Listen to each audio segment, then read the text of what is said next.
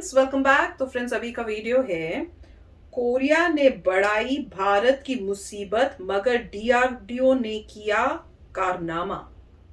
Korea ने बढ़ाई मुसीबत, देखते हैं भाई कैसे बढ़ाई है।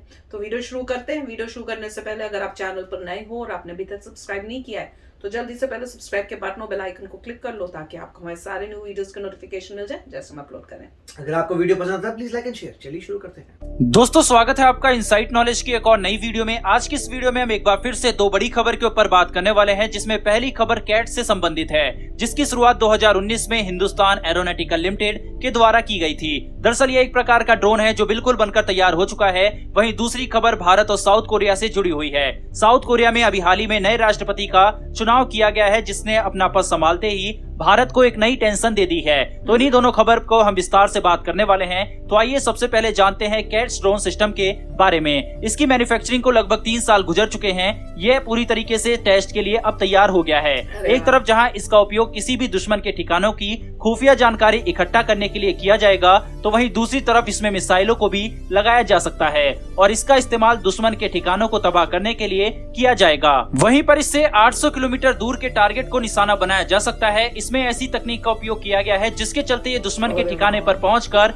अपने आप को ही क्रैश कर लेता है, लेकिन इसके बाद ये वापस नहीं आ पाएगा। इस ड्रोन का इस्तेमाल हवाई युद्ध में किया जा सकेगा जब भारतीय वायुसेना को अपने किसी फाइटर जेट के जरिए किसी देश पर एयर स्ट्राइक करना होगा, तो उस स्थिति में इसी ड्रोन को सबसे आगे इस्तेमाल किया जाएगा, क्योंकि इसमें लगे सेंसर कई किलोमीटर दूर की जानकारी इकट्ठा करके अपने पीछे चल रहे फाइटर जेट को पहुंचाते रहेंगे। वहीं पर यह पूरी तरीके से अनमैन्ड ड्रोन होगा, इसीलिए अगर दुश्मनों के द्वारा कोई घातक प्रहार किया जाता है तो भारतीय सेना का कोई नुकसान नहीं पहुंचेगा और वे फौरन अलर्ट हो सकते हैं। वहीं आपको बता दें कि इस ड्रोन में 2 शॉट बियॉन्ड विजुअल रेंज की मिसाइलें लगाई जा सकेगी। साथ ही इसमें एक ऐसा रडार का उपयोग भी किया गया है जिसमें इलेक्ट्रिक ऑप्टिकल सेंसर का भी उपयोग किया गया है। वहीं पर इस ड्रोन में एआई तकनीक का भी इस्तेमाल किया गया है और साथ ही ये जैमिंग वॉर करने में भी सक्षम होगा। इसमें दोनों खूबियां हैं, चाहे तो सेना इसका इस्तेमाल दुश्मन के ऊपर इसे क्रैश करने के लिए करे या फिर इसके द्वारा मिसाइल फायर करे। इसके अलावा कैट्स प्रोग्राम के तहत और भी कई वेपन्स का निर्माण किया गया है, जिसमें कैट्स हंटर मिसाइल और सूडो सैटेलाइट शामिल है। सूडो सैटेलाइट का भी उपयोग ऊंचे स्थानों पर खुफिया जानकारी इकट्ठा करने के लिए किया जाता है। इसमें ऐसे एनर्जी सोर्स का उपयोग किया गया है जो खुद ही इसको उड़ने के लिए पावर देता रहता है। यह एक बार में कम से कम 3 महीने तक आसमान में तैनात रह सकता है। बहरहाल दोस्तों, बढ़ते हैं दूसरी खबर की तरफ, जो कि साउथ कोरिया से आई है। दरअसल अभी हाल ही में साउथ कोरिया के सुख यून लो ने नए राष्ट्रपति के रूप में पदभार संभाला है। इसके बाद भारत की तरफ से उनको बधाई संदेश भी दिया गया था, लेकिन इसके कुछ ही दिनों बाद साउथ कोरिया की ओर से ऐलान किया गया कि आने वाले कुछ सालों में भारत को हथियारों के मामले में वो पीछे छोड़ देगा और साथ ही चाइना से भी आगे निकलने की तैयारी वो कर रहा है। दरअसल भारत को इस बात की टेंशन है क्योंकि दक्षिण कोरिया अमेरिका के अलायंस वाला एक देश है और इसकी एशिया में जबरदस्त पकड़ है। वहीं पर आपको बता दें कि जब कोरिया के 2 भाग हो रहे थे तो उस वक्त रूस और चीन उत्तर कोरिया के साथ खड़े थे और अमेरिका दक्षिण कोरिया के साथ खड़ा था, लेकिन उस स्थिति में भारत तटस्थ रहा और किसी के खिलाफ नहीं खड़ा हुआ और न ही किसी का सहयोग किया।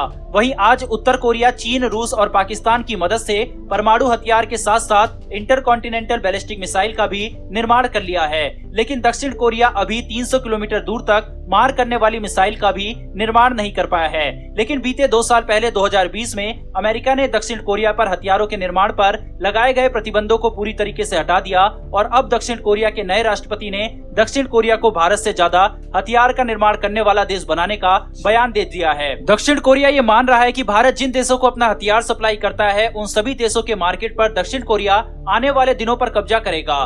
दक्षिण कोरिया के नए राष्ट्रपति ने टैंक, तोप, मिसाइल, फाइटर जेट, हेलीकॉप्टर की अधिक से अधिक संख्या में निर्माण करने की प्रतिबद्धता जताई है, क्योंकि दक्षिण कोरिया भी अमेरिका के नक्शे कदम पर चलना चाहता है, क्योंकि अमेरिका दुनिया का इकलौता देश है जो सबसे ज्यादा हथियारों का निर्माण करता है और सबसे ज्यादा अपने हथियारों को एक्सपोर्ट भी करता है। वहीं पर इन एक्सपोर्ट से जो विदेशी फंड आता है उनका इस्तेमाल अमेरिकी सैनिक को ताकतवर बनाने में अमेरिका करता है। अब इसी तरीके से दक्षिण कोरिया भी करने की योजना बना रहा है। अब भारत का इससे कोई खास संबंध नहीं है, लेकिन दक्षिण कोरिया का भी एशिया में कई देशों में अच्छा प्रभाव है और उन देशों में भारत की भी अच्छी पकड़ है और वह देश भारत से अपने छोटे छोटे डिफेंस इक्विपमेंट की खरीदारी कर रहे हैं। तो इस लिहाज से एक्सपर्ट्स का मानना है कि अगर दक्षिण कोरिया काफी मात्रा में हथियारों का निर्माण करता है तो भारत के लिए आने वाले समय में मुश्किलें पड़ सकती है। लेकिन दूसरी तरफ भारत में बनाए गए हथियार एक तरफ जहां काफी सस्ते होते हैं, वहीं दूसरी तरफ ताकतवर भी माने जाते हैं। इसीलिए दोनों देशों के बीच आने वाले समय में एक अच्छी टक्कर देखने को मिलेगी। फिलहाल दोस्तों इस वीडियो में इतना ही, लेकिन DRDO द्वारा बनाए गए कैट्स वॉरियर ड्रोन के लिए कमेंट बॉक्स में जय हिंद जरूर लिखें। साथ ही डिफेंस और वर्ल्ड अफेयर से जुड़ी लेटेस्ट वीडियो के लिए चैनल को सब्सक्राइब कर बेल नोटिफिकेशन को ऑन कर लें। फिर मिलेंगे ऐसी एक नई वीडियो के साथ। धन्यवाद, जय हिंद। तो फ्रेंड्स, पहली न्यूज तो बड़ी अच्छी है और सबसे अच्छा उसमें यही लगता है मुझको जब ऐसी न्यूज आती है कि भैया ड्रोन होगा जिसमें अनमैन्ड होगा, तो हमारा कोई सोल्जर जो है उसको उसकी जिंदगी के ऊपर कोई उस टाइप से नहीं है, तो वो सुन के बहुत अच्छा था। क्योंकि आजकल लड़ाई होनी ऐसी चाहिए कि जान की जो है ना वो उसके ऊपर नहीं हो, जान की क्या बोलते हैं हामी जो होता है ना वो नहीं हो, तो वो होना चाहिए। लड़ाई करो पर कोई ह्यूमन नहीं मरे, तो वो होना चाहिए। पर अनफॉर्चुनेटली आजकल देख ही रहे हैं जब वॉर हो रहा है तो वो सब फॉलो नहीं हो रहा है। एक नया प्रोटोकॉल बनाना चाहिए, पर वो बहुत ही अच्छा फैंटास्टिक चीज बनी है और बहुत ही बढ़िया बात है। और जो दूसरा ये बता रहे थे कोरिया से रिलेटेड, भैया बनाओ बनाओ, मैं तो कहूंगी आ जाओ मैदान में, हम डरते थोड़े कोई हैं। Let the best man win. जो अच्छा बनाएगा, जो अच्छी वेपनरी देगा, अच्छे प्राइस पे देगा, वो जीतेगा, वो मार्केट ग्रैब करेगा। तो हम कोई घबराते थोड़ी कोई है, बल्कि हमें भी होगा कंपटीशन में कि कोई आया है तो हम भी और डबल का अच्छा काम करेंगे, मेहनत करेंगे, उससे बेटर करेंगे। आ जाओ, मैं तो ये कह रही हूँ। तो उसमें कोई प्रॉब्लम नहीं होनी चाहिए। वो अपनी कंट्री का देख रहे हैं कि ऐसे करेंगे तो हमारे को पैसा आएगा। इंडिया को अच्छा है कि कंपटीशन आया, जब चैलेंज आता है इंडिया तो वैसे ही है कि जब चैलेंज आएगा तो हम लोग ऐसे हैं कि हम और फिर करके कहते हैं अच्छा तुम्हें बताते हैं कि तुम कैसे हमारे आगे जाते हो। तो ठीक है भैया। नहीं, अच्छा था। इसमें देखिए पहली बात यह है कि पहले असेसमेंट जब हुआ था कि टर्की के पास ड्रोन्स हैं और इंडिया के पास ड्रोन्स नहीं हैं, ये मैं कुछ महीने की बात बता रहा हूं। जब वहां पे हो रहा था वो कौन सी फाइट हो रही थी, आर्मेनिया और उनकी वहां पे, तब हमें रियलाइज हुआ था अजरबैजान और आर्मेनिया में जब यूज किए थे टर्की ने अपने हैरान हुए थे। और फिर उस वक्त न्यूज आती थी कि इंडिया के पास अपने ड्रोन्स नहीं है। और उस वक्त मैंने यही कहा था कि जो आज की गवर्नमेंट है, लोगों ने फोरकास्ट किया था पता नहीं 5 साल लगेंगे, क्या होगा, अभी तो बन रहे हैं, धीरे धीरे बनने शुरू होंगे। और मैंने यही कहा था कि बहुत जल्दी हो जाएगा, तो यही होने वाला है। 1 साल के अंदर अंदर हमारे ड्रोन्स भी आ रहे हैं। तो ये देखिए कि कितनी तेजी से 5 साल का काम जो है 1 साल में हो गया। 1 साल में हमारे अपने ड्रोन्स आ रहे हैं, क्योंकि वो बहुत ही अर्जेंट नीड थी। और बीच में यूएस के कुछ ड्रोन वगैरह रेंट पे लिए थे, लीज पे लिए थे कुछ समय के लिए, कि जब तक हमारी अपनी टेक्नोलॉजी नहीं आती। तो ये तो बहुत अच्छी बात है कि हमारे ड्रोन्स आ रहे हैं। दूसरी बात है कि कोई भी कंट्रियों से कंपटीशन तो रहेगा ही। साउथ कोरिया से नहीं होगा तो आपका यूएस से हो जाएगा, रशिया से हो जाएगा, फ्रांस से हो जाएगा। जो मेन कंट्रीज हैं जो वेपन्स एक्सपोर्ट करती हैं, उनसे कंपटीशन तो अभी भी है। अगर आप विद टॉप कंट्रीज देखें जो एक्सपोर्ट कर रही हैं, और अगर इंडिया अभी ज्यादा एक्सपोर्ट नहीं करती, तो आपको क्लियर है आपके ऊपर जो भी है उससे आप कंपीट कर रहे हैं। सबके आपके ऊपर, जब तक आप नंबर 1 नहीं होते तब तक जितने सारे लोग हैं उससे कंपटीशन हो रहा है। तो उसका कोई फर्क नहीं पड़ता साउथ कोरिया क्या करता है। हर कंट्री जो है कोशिश कर रही है कि अपने वेपन्स बनाएं और एक्सपोर्ट करें, क्योंकि उसमें पैसा बहुत मिलता है। और वही इंडिया तो हमेशा compete करता रहेगा। और आप जीतते हैं अपने दिमाग से, अपनी पावर से।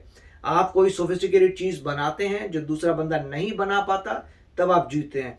तो इजराइल क्यों जीतता है? इजराइल इसलिए जीतता है क्योंकि वो ऐसे कारनामे करता है कि कोई और कर ही नहीं पाता। उसको बहुत टेक्नोलॉजी, रिसर्च एंड डेवलपमेंट बहुत स्ट्रांग है। और जैसे जैसे हमारा बजट स्ट्रांग हो रहा है, हमारा रिसर्च एंड डेवलपमेंट भी इंक्रीज होगा। अगर आप रिसर्च डेवलपमेंट को बढ़ा देते हैं तो आपको कोई बीट नहीं कर पाएगा। क्योंकि जैसे जैसे और अगर आपका कोई सिस्टम हो कि जो भी बच्चे इंटेलिजेंस निकलते हैं कॉलेज से, इमीडिएटली गवर्नमेंट आए और उनको ले जाए अपने डिफेंस में, तो और भी अच्छा हो जाएगा। Very nice video. Yes friends, तो चलो चलते हैं, मिलेंगे नेक्स्ट वीडियो में बहुत ही जल्द। Till then take care and bye bye. तो अगर आप मेरे इस चैनल पे नए हो तो जल्दी से सब्सक्राइब के बटन को हिट करो और बेल आइकन को क्लिक करो, ताकि आपको मेरा जब नया वीडियो मैं लगाऊं आपको उसके बारे में जल्दी से पता चल जाए।